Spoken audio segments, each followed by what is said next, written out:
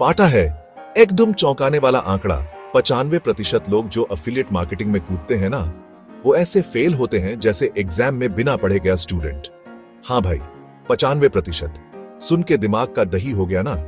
सबको लगता है बस लिंक चिपकाओ, पैसा कमाओ वाली सुपरहिट स्कीम है, पर असल में ये पिक्चर उससे कहीं ज्यादा कॉम्प्लिकेटेड है और इसमें विलन भी बहुत है।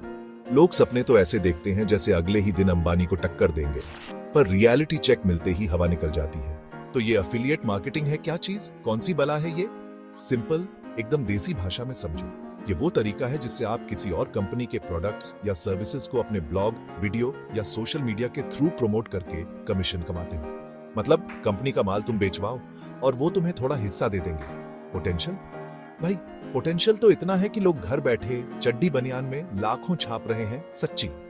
पर ये लाखों तक पहुंचने का रास्ता ना, वो कतरुन के ही किलाड़ी वाला टास्क है। और अक्सर लोग इसी टेढ़े मेढ़े रास्ते में फंसकर मेन घिया लेने आया था वाला एक्सप्रेशन दे जाते हैं। तो आज मैं, यानी आपका अपना एमएन भुवन बाम की आवाज में, क्योंकि ओरिजिनल तो बजट से बाहर है, समझे ना, आपको बताऊंगा वो 5 बड़े कारण, वो 5 महा गलतियां जिनकी वजह से अच्छे अच्छे सुरमा भी अफिलिएट मार्केटिंग के कुश्ती में धूल चाट जाते हैं। क्योंकि गुरु, गलती करना इंसान की फितरत है, पर उस गलती को रिपीट मोड पे डाल देना वो तो महाबेवकूफी है ना। तो चलो शुरू करते हैं ये ज्ञान का भंडारा, बिना किसी एड ब्रेक के, एकदम रॉ एंड रियल। सबसे बड़ी गलती है गलत प्रोडक्ट चुनना। जैसे किसी नॉन वेजिटेरियन को लौकी बेचना या डायबिटिक को जलेबी खिलाना। ऑडियंस को चाहिए टेक गैजेट्स और तुम बेच रहे हो ऑर्गेनिक फेस पैक। कहां से आएगा कन्वर्जन? लोग सोचेंगे ये आदमी पागल हो गया है क्या, और तुम्हारा इंप्रेशन और ट्रस्ट दोनों का सत्यानाश। प्रोडक्ट वो चुनो जो ऑडियंस की जरूरत हो, वरना रिजल्ट आएगा अंडा। और प्रोडक्ट की क्वालिटी भी मैटर करती है। घटिया प्रोडक्ट प्रमोट किया तो क्रेडिबिलिटी खत्म, भरोसा तोड़ा तो ऑडियंस वापस नहीं आएगी। प्रोडक्ट प्रमोट करने से पहले रिसर्च करो, रिव्यूज पढ़ो, यूजर एक्सपीरियंसेस देखो। अफिलिएट मार्केटिंग एक मैराथन है, लॉन्ग टर्म गेम खेलना है। कंपटीशन का भी ध्यान रखो।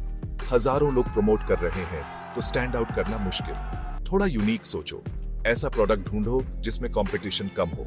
थोड़ी मेहनत लगेगी पर रिजल्ट शानदार मिलेगा। अलग दिखने वाले ही मंजिल तक पहुंचते हैं। सोचो, समझो, फिर चुनो।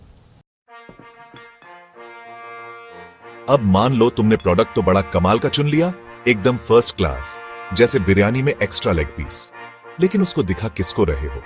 अगर तुम्हारा प्रोडक्ट है हाई एंड प्रोफेशनल कैमरा और तुम उसको प्रमोट कर रहे हो उन लोगों के फेसबुक ग्रुप में जो सिर्फ गुड मॉर्निंग मैसेजेस और कैट वीडियोस में इंटरेस्टेड हैं, तो क्या फायदा?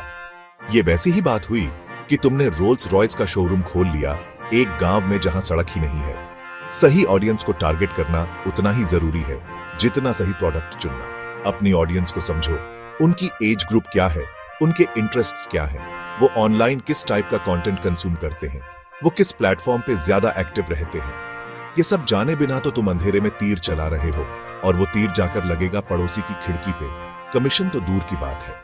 और ऑडियंस को समझने का मतलब सिर्फ उनकी एज और जेंडर जानना नहीं है मेरे भाई। उनकी साइकोलॉजी को भी समझना पड़ेगा, उनके दिल की बात को। वो क्या प्रॉब्लम्स फेस कर रहे हैं जिनका सोल्यूशन तुम्हारा प्रमोट किया हुआ प्रोडक्ट दे सकता है।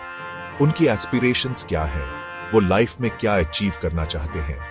जब तुम उनके पेन पॉइंट्स, दर्द भरी नस और डिजायर्स, दिल के अरमान को अच्छे से समझ जाओगे, तभी तुम उनसे एक जेन्युइन कनेक्शन बना पाओगे और उन्हें ये कन्विंस कर पाओगे कि तुम्हारा प्रोडक्ट उनके लिए ही बना है, जैसे रैप ने बना दी जोड़ी।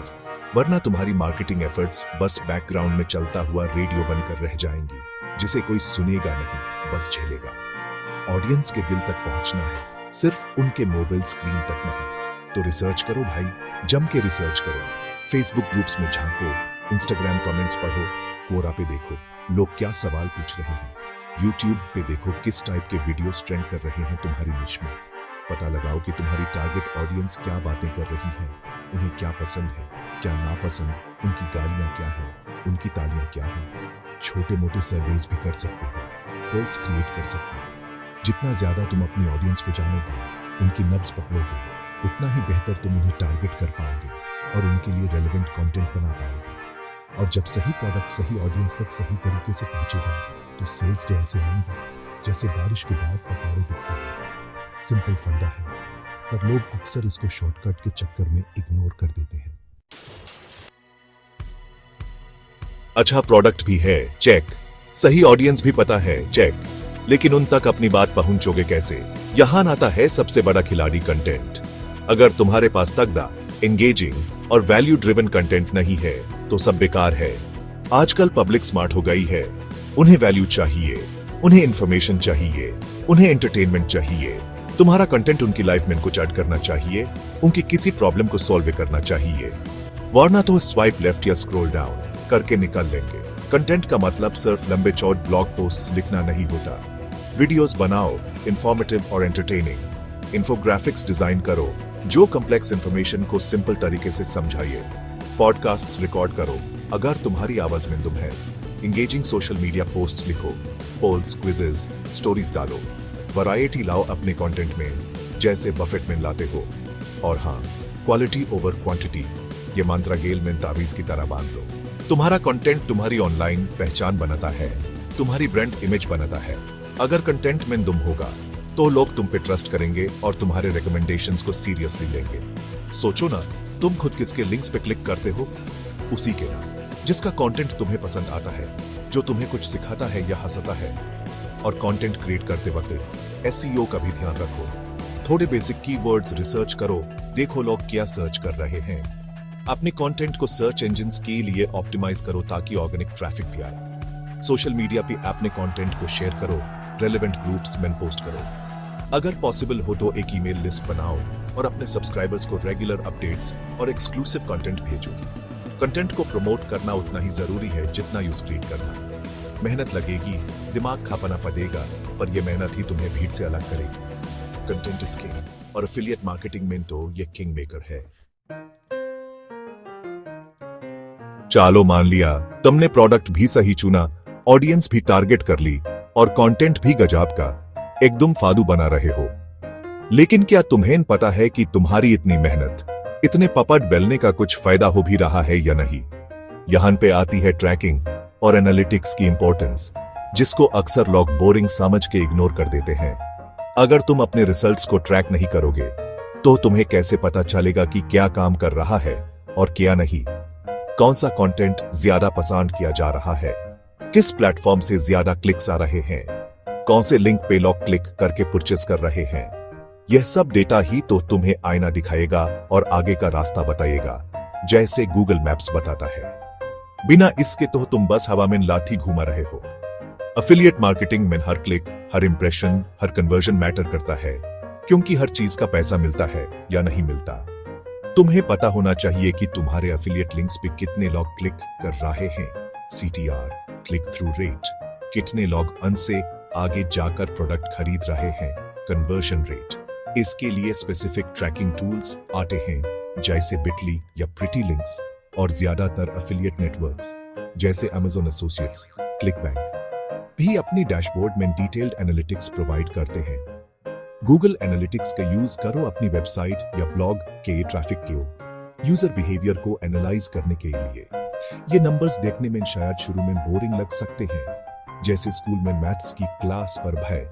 इन्हीं नंबर्स में तुम्हारी सक्सेस का, तुम्हारी कमाई का राज छुपा है। डेटा को इग्नोर करना मतलब आंख बैंड करके ट्रैफिक में गाड़ी चलाना। एक्सीडेंट होना पक्का है। जब तुम डेटा को रेगुलरली एनालाइज करोगे तो तुम्हें पैटर्न्स दिखने लगेंगे, इनसाइट्स मिलेंगे। तुम्हें पता चलेगा कि कौन सी मार्केटिंग स्ट्रेटजीज वर्क कर रही हैं और कौन सी स्ट्रेटजीज बस तुम्हारा टाइम और पैसा बर्बाद कर रही हैं। फिर तुम अपनी स्ट्रेटजीज को अकॉर्डिंगली एडजस्ट कर सकते हो, ऑप्टिमाइज कर सकते हो। शायद तुम्हारा एक पर्टिकुलर टाइप का वीडियो कंटेंट ज्यादा पॉपुलर हो रहा है, तो उस टाइप का कंटेंट बनाओ। शायद एक पर्टिकुलर सोशल मीडिया प्लेटफॉर्म से ट्रैफिक तो आ रहा है पर कन्वर्जन नहीं हो रहा, तो वहां अपनी अप्रोच बदलो या एफर्ट कम कर दो। बिना डेटा के तो तुम बस असम्पशंस, अंदाजा पे काम करोगे और असम्पशंस अक्सर गलत साबित होते हैं। जैसे हर चमकती चीज सोना नहीं होती, तो डेटा ड्रिवन डिसीजंस लो, स्मार्ट वर्क करो। हार्ड वर्क तो गधा भी करता है। धैर्य की कमी यानी लैक ऑफ पेशेंस आजकल हर दूसरे इंसान को लगी हुई है। एफिलिएट मार्केटिंग कोई गेट रिच क्विक स्कीम नहीं है। ये कोई लॉटरी टिकट नहीं है कि आज खरीदा और कल तुम्हारी फोटो अखबार में छप गई। इसमें टाइम लगता है, कंसिस्टेंट एफर्ट लगता है और सबसे जरूरी पेशेंस लगता है। बहुत से लोग शुरू तो बड़े जोश में करते हैं, पर जब कुछ हफ्तों या महीनों में उन्हें एक्सपेक्टेड रिजल्ट्स नहीं मिलते तो वो हार मान जाते हैं। यार, इसमें कुछ नहीं रखा, ये सब फ्रॉड है, मेरा टाइम बर्बाद हो गया कह के साइड हो जाते हैं। सोचो, एक छोटा सा बीज जब जमीन में डालते हो तो उसको एक बड़ा पेड़ बनने में कितना टाइम लगता है।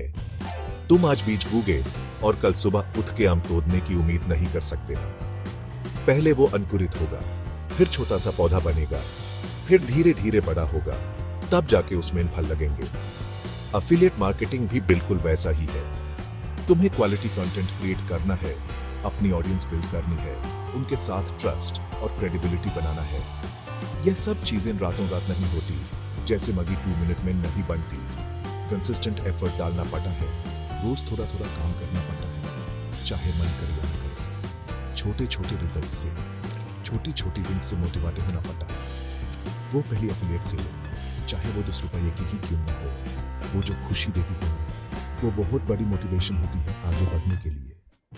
तो अगर तुम एफिलिएट मार्केटिंग में सीरियस हो और सच में इसे अपनी इनकम का सोर्स बनाना चाहते हो तो पेशेंस रखना सीखो, मेडिटेट करो अगर जरूरत हो, अपने काम करो, अपनी स्ट्रैटेजी पर विश्वास रखो, सीखते रहो क्योंकि डिजिटल वर्ल्ड रोज बदलता है। एक्सपेरिमेंट करते रहो, अलग अलग चीजें ट्राई करो और सबसे इंपॉर्टेंट, गिव अप मत करो, चाहे कितनी भी मुश्किलें आए। जो लोग आज एफिलिएट मार्केटिंग से लाखों करोड़ों कमा रहे हैं, वो भी एक दिन जीरो से शुरू हुए थे। उनके पास भी कोई जादू की छाया नहीं है। उन्होंने भी फेलियर्स देखे हैं, उन्होंने भी गलतियां की हैं, पर वो टिके रहे, क्योंकि उन्हें पता था कि सक्सेस का कोई शॉर्टकट